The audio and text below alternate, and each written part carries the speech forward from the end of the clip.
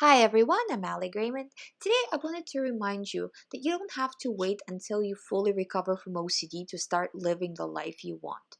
Start now. Start making small steps towards doing the things that you want to do. It doesn't matter if they're extremely serious or very trivial things that you want to do. Start doing them.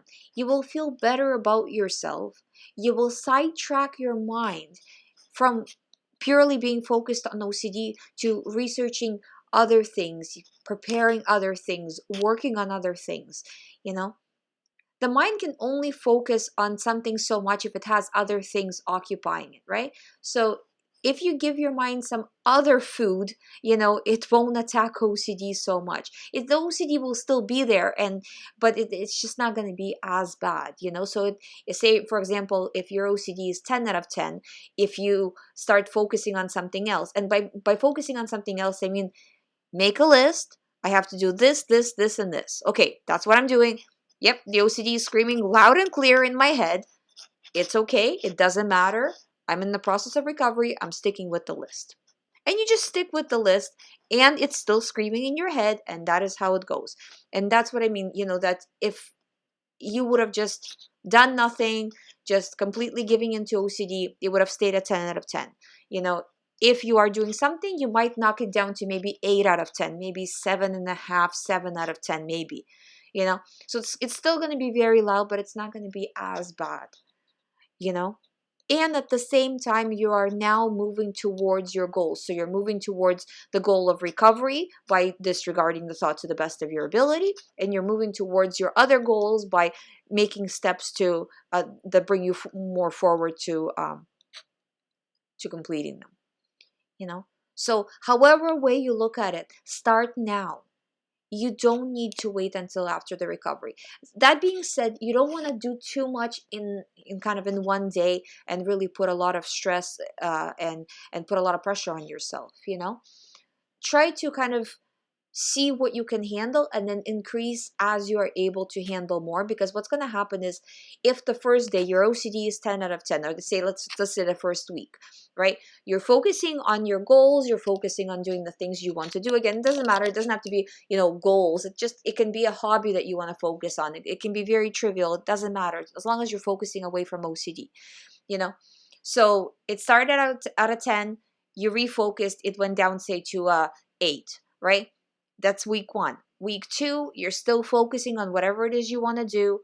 From 8, you might knock it down to a 6, right? So it's all of it kind of works together, not putting too much pressure on yourself, but just keeping your mind occupied with other things. I'm telling you, it really helps.